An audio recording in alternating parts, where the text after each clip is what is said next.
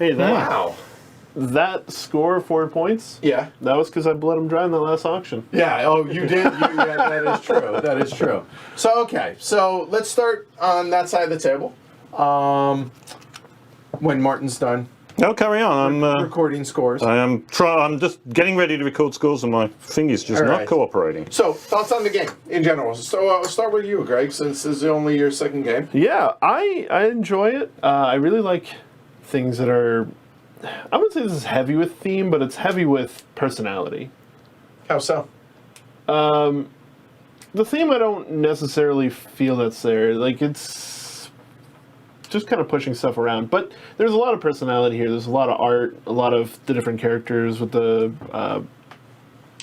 I forget what they're called already. Specialists. And the tanks themselves, they're very intricately designed. It's really neat in that regard. And I like the game mechanics.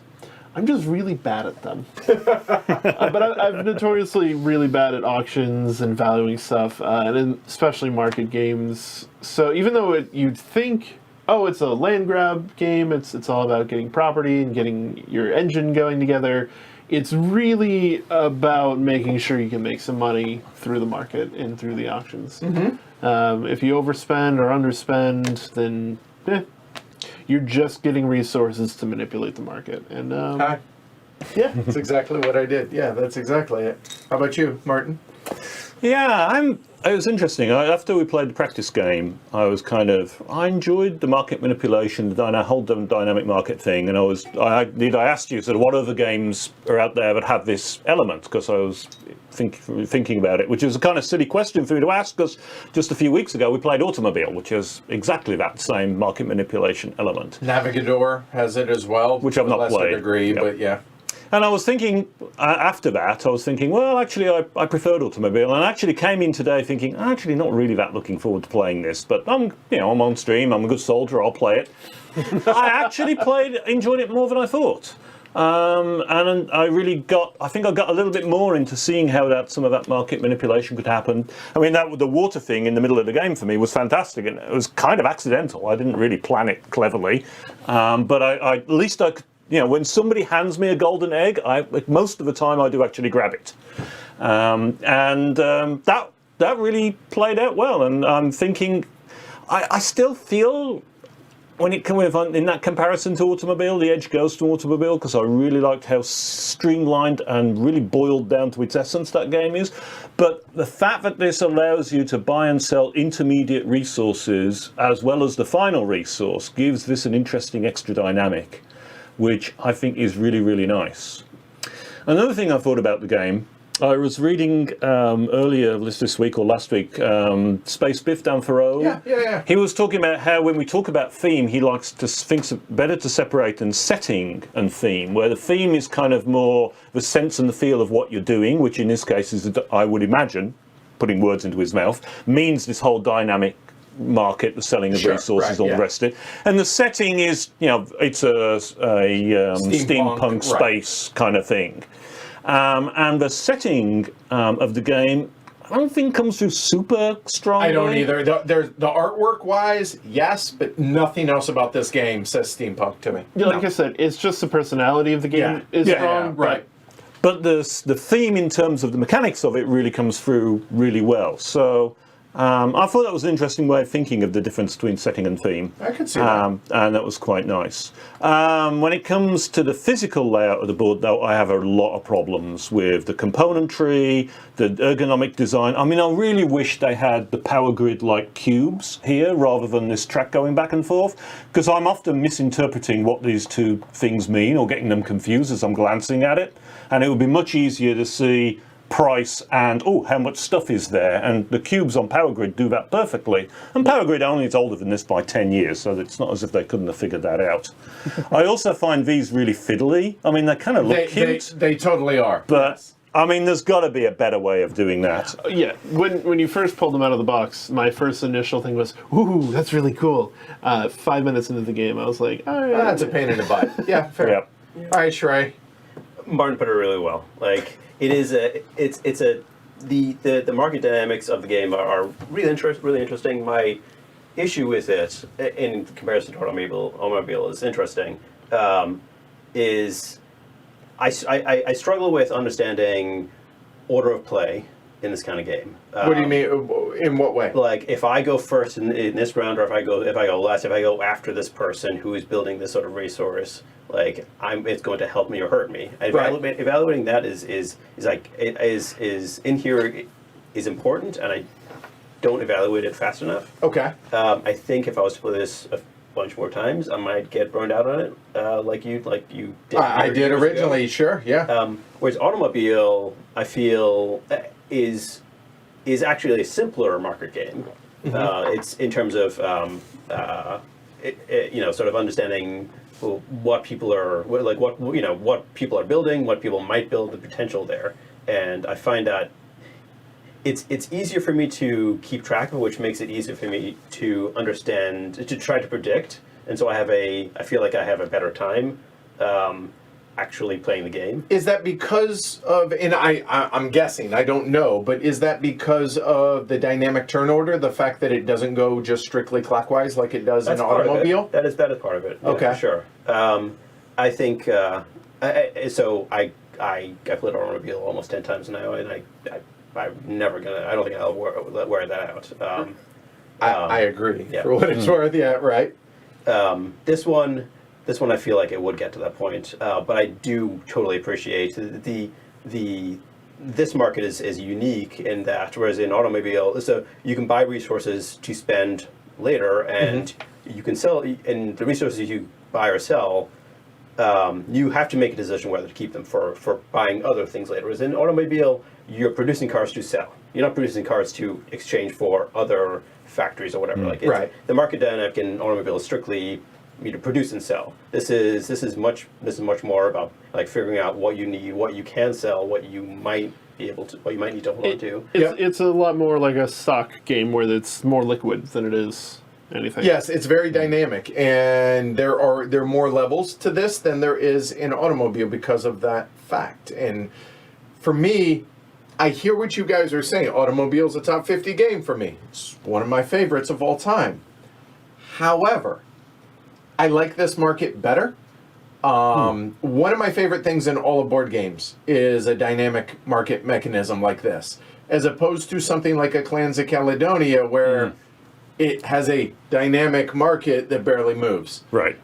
This wildly fluctuates, but it only does so based on what it is that we do. But there is huge market manipulation within this game that puts it more akin to something of, I don't want to say an 18xx, but the market aspect and how far that can fluctuate, I love that about this game. And I struggle mightily, as you guys saw, in predicting what other people are going to do. I failed majestically in one round doing so, but that doesn't lessen my appreciation or my enjoyment of this market because that is the game, in my opinion. It seems like that the game is here, but it's not. In my opinion, the game is here. This is simply a tool to get to that, if that makes sense. Yeah, and it's unfortunate that they spent all of the money here.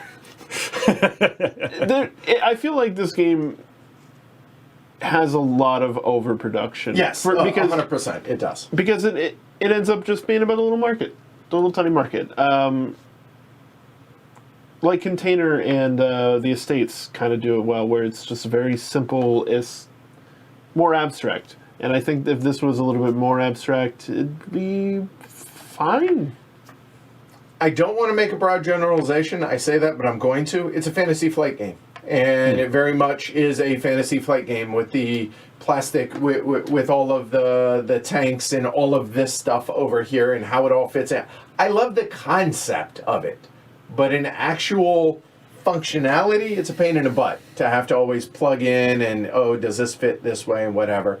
And I would have liked more of a focus over here, kind of like what you were saying, Greg. But overall, really my only huge issue is this right there. However, Another thing that would have been nice is some way of showing that these two are what drive the local Tanks, market. yeah. Just a little thing with a tank down below it that a little line that shows that. Because I, for the longest time, struggle. Oh, it's these two, right? Another thing that I do like on the other flip side of this, though, is the fact that you can change the order of these each game if you want and randomize it and set it up before the game, and you know what the order will be. It keeps it a little bit more fresh and gives you a little bit more option there.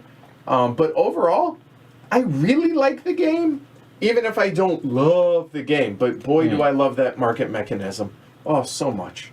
So very much. Yeah, it certainly is an interesting contrast to Clans of Caledonia. I only played it once, but again, the market was, is this going to move ever? If it was real, then I listened to you and you played it several times and never saw it move. Yeah, it was. And that's such a shame, because I think my frustrations with I really would like to see somebody completely redesign this certainly the graphically, possibly the setting as well, but definitely the graphic side of it, and give it a really much better picture. I think that would be really nice to see. I think so. And just production-wise, streamline it on one side and make it a little bit more user-friendly on the other side, I would say. Yeah, it is kind of hilarious how this is like this. All the plasticky bits are just very much so much going on, and then over here it's just flat. Right.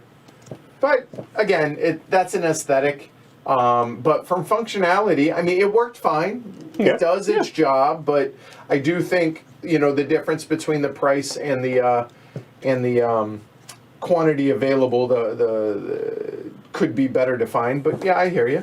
So overall, if take the show out of this, would you want to play this again? Realistically, we're not going to for a while, for the simple fact that, I got to send this back to Vincent. But even if I didn't, the show moves on, so therefore, mostly with our game group, the games move on. But that aside, would you want to play this again, Greg?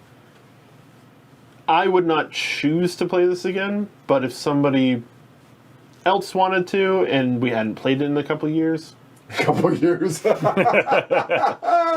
maybe 6 months or something like that. I don't know what the time is, but you know what I mean. Someone comes up to me in a little bit of time and says, "Hey, play that Steam." I'd be like, "Yeah, you know what? Sure." Okay. How about you, Shrey? I think I would actively like to play this again a couple of times in the short term to try to get to a point that I feel like I understand how to manipulate the stuff better. But like I said, I think it would probably burn out after that. Okay. But I think there's a lot here for a handful of plays within a quick succession. Okay. Well, you run into the problem of it's a fine game, but there's so many good games out there, and I look at it and think, actually, I'd like to play Automobile a couple of dozen times first, and then I might be ready to toss to something different. Then Brass again. Well, yeah, and that's not even counting Brass, Pax Pamir, Keyflower, all these other games that I just don't play enough of. And I think that's, at the moment, it has to fall into that category. There's so many good games. For me, I love the market manipulation as I've beaten the dead horse pretty well. I think that is fantastically implemented in this game. But overall, I'm okay with moving on. I don't mind. If I never play Planet Steam again, I'd be okay. I would never... I don't want to say never. I'm unlikely to clamor to play the game, but I would play it if somebody wanted to. Yep. But I'll be honest, I'm good. I'm okay. But again, I played it now 10 times, which for many modern board gamers, that's a lot of plays for a game. Not all. Obviously, there are people out there that play games 300 times. I appreciate that. I am not one of them. But 10 plays for a game feels like a reasonable life for a game, and that's about where it hit for me, and I think I'm all set. I would play it, but I'm not clamoring for it. I think the thing that would disappoint me is if I don't play it again anytime soon, and let's say in like 2-3 years at HeavyCon, someone's like, "Let's play Planet Steam." I'm gonna like, okay, I'm gonna have to relearn how this game, not the rules, but how it interacts, and it's gonna be a game that will be slightly dissatisfying because I'm not gonna be able to get it.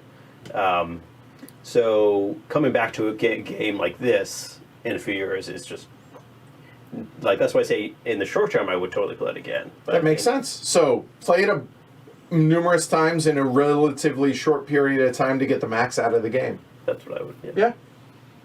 Anything else? Minor point that Bill pointed out, yes, it's nice to win, but Jess wasn't playing, so it doesn't really count. The rest of us get discounted, but it's not wrong. So there you go. All right, cool. So thanks, everybody. That was a good way to spend a Saturday afternoon. If you're sitting where I am, I enjoyed it. Yeah, hopefully you guys did. Thank you, fellas, for being willing to do this. Thank you, everybody, for joining us. Subscribe, like down below. Support the show over on pledgehc.com. Really does help us, and it helps you all. Next week is the biggest week in the history of the show. We have about a dozen live streams coming, and we have a full episode coming with us two for Pipeline. That'll be out. The plan is to have that out on Monday. We're going to be live streaming through Gen Con, which means we have about 10 to a dozen games. We're going to be live streaming from the studio here with a huge mix of all of us. So it's going to be 2-3 live streams a day during Gen Con. All games that are debuting at Gen Con or that are only available as demos at Gen Con. So hopefully you guys join us for that.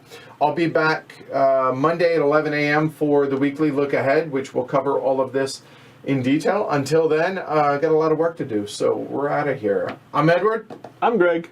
I'm Trey. I'm Martin. You guys have a wonderful rest of your weekend. We'll catch you all on Monday. Take care, everybody. Bye-bye. Bye.